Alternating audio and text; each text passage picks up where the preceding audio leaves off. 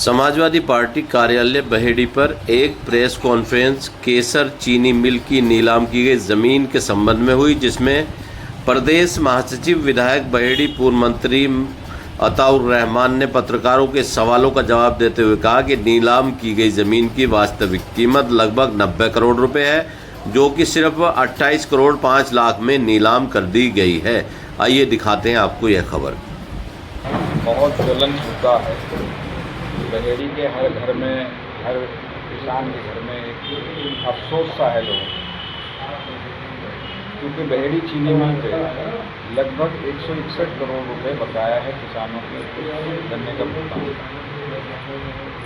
किसानों ने काफ़ी समय से मांग कर रहे थे किसान ये चीनी मिल की जो ज़मीन है उस ज़मीन की नीलामी हो जाए और वो नीलामी का पैसा किसानों को गन्ने के भुगतान के रूप में मिल जाए, तो कुछ किसानों के आंसू फूट जाएंगे।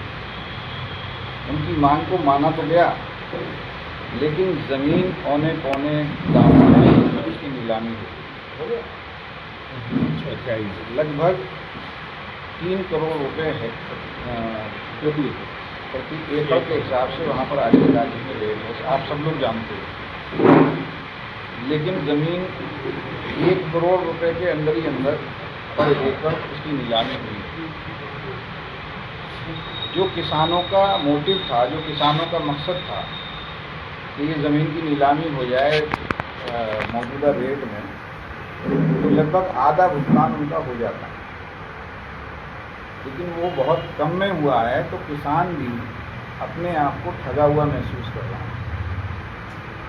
और किसानों की वजह से, किसानों को जो गन्ने का भुगतान होता है उससे पूरी बहेड़ी की अर्थव्यवस्था पे फर्क पड़ता है। सारे व्यापारी लोग किसानों की खेती के ऊपर भी आधारित हैं, क्योंकि उनको जब गन्ने का पेमेंट मिलता है वो आगे उस चीज़ से खरीदारी करते हैं और वो उससे सारे व्यापारी लाभान्वित होते हैं।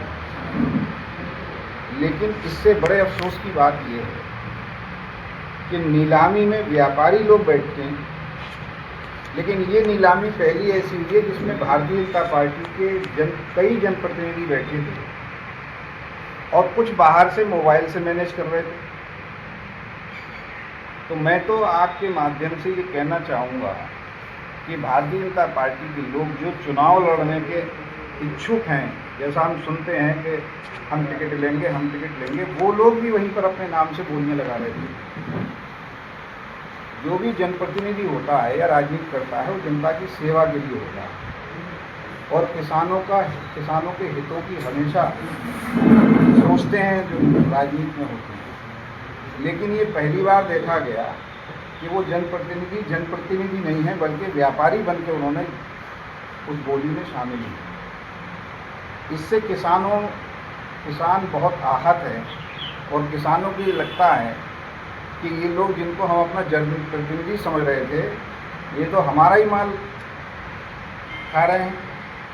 मैं आपके माध्यम से ये कहना चाहूँगा कि भारतीय जनता पार्टी के जितने भी नेता वहाँ मौजूद थे या जो उसके बाहर से मैनेज कर रहे थे मोबाइल से, वो अपनी स्थिति स्पष्ट करें। किसान यहाँ के और यहाँ की बहेड़ी विधानसभा क्षेत्र के लोग ये जानना चाहते हैं कि वो ये स्पष्ट करें कि ये बोली जो छूटी है ये सही छूटी है या गलत छूटी है। या तो वो कहें कि ये बोली बिल्कुल सही है, ज़मीन की जो नीलामी हुई है बिल्कुल सही हुई है, सही रेट है, और या वो ये कहें कि ये नीलामी बिल्कुल ख़राब हुई है, कम पैसों में हुई है, तो इसको निरस्त किया जाए।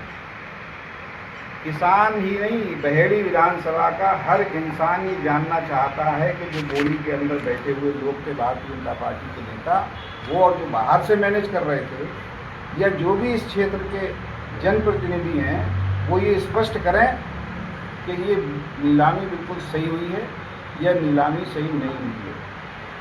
और अगर कुछ नहीं बोलते हैं तो इसका मतलब बहेड़ी की जनता ये मानेगी, बहेड़ी के किसान ये मानेंगे कि ये लोग भी इस नीलामी की बोली में कहीं ना कहीं मिले हुए।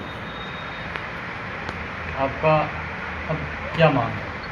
हमारी मांग ये है, जो जनता की समाजवादी पार्टी हमेशा से किसानों की बात करती है, किसानों के लिए आवाज़ उठाती है।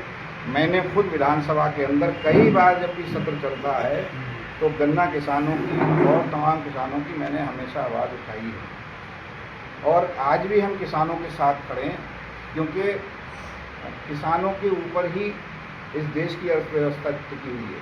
और जब किसान बर्बाद होगा, आज हमारे क्षेत्र में, बहेड़ी क्षेत्र में, किसान अपनी बेटियों की शादी नहीं कर पा रहे हैं।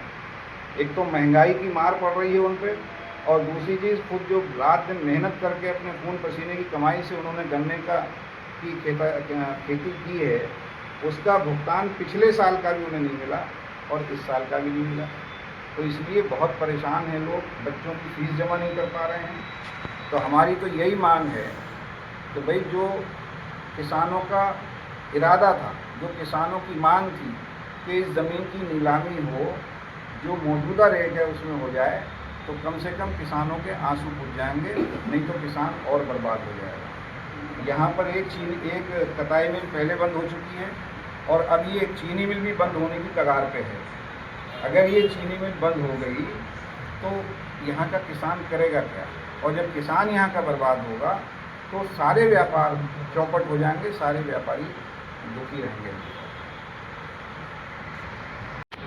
एक बात रखना चाहूँगा कि यहाँ जो गन्ना सोसाइटी में जो मेंबर है वो 65,000 मेंबर है। आप लगाओ अगर उसके परिवार को जोड़ा जाए तो लगभग 2.5 से 3 लाख वोट बैठ रहा है। और आज जो ये लोग जो बीजेपी वाले हैं जो कहते हैं कि हम सर्वजन हिताय की बात करते हैं, आज ये किस कदर किसान को लूटने में लगे हुए हैं। जो 90 करोड़ की आज जिसकी माली वो है कीमत, वो मात्र 28 करोड़ में खरीदी गई है। तो ये सीधा नुकसान किसका है? अगर आज वो पैसा 90 करोड़ किसानों के खाते में आता तो ये व्यापार जो बहेड़ी में चल रहा है, इसमें भी जो लोगों की उधारी है, देनदारी है, नहीं चल पा रहा है, उन लोगों को भी फायदा होता। जिन किसानों के बच्चों की फीस जमा नहीं हो रही है, शादी नहीं हो पा रही है, आप बताओ क्या स्थिति होगी।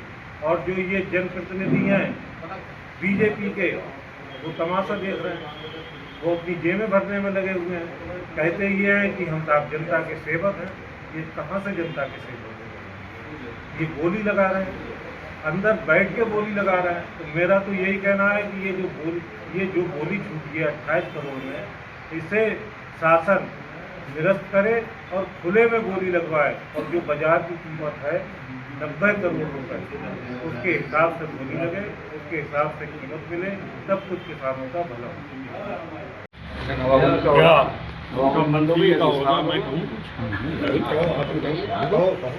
ऐसा है जिस नाम से ये ठेका छूटा है, थोड़ा सा इधर को आ जाओ। क्या नाम पांडे है, थोड़ा सा आगे आदेश पांडे।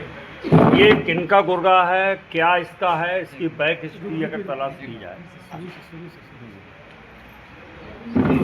जिस आदमी के नाम से बोली का फाइनल हुआ है, उसकी बैक हिस्ट्री खोजी जाए, ये क्या है, इसकी किससे सांठगांठ है, ये सब स्पष्ट हो जाएगा।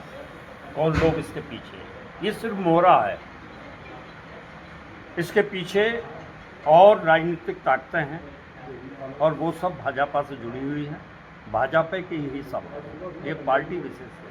तो स्थानीय नेता हैं, स्थानीय नेता भी हैं।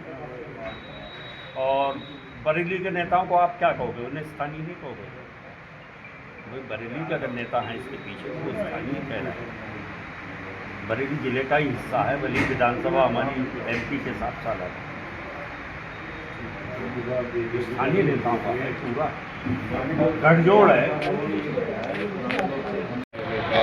आप पत्रकार बंधुओं के माध्यम से कहना चाहता हूँ, आज बाज़ार में अगर 3 करोड़ का रेट है, यानी कि ये लगभग 30 एकड़ जमीन है, 90 करोड़ की होती है, सीधी बात है, घुमा-फिरा के बात नहीं करनी चाहिए। तो ये 28 करोड़ में कैसे उठ गई?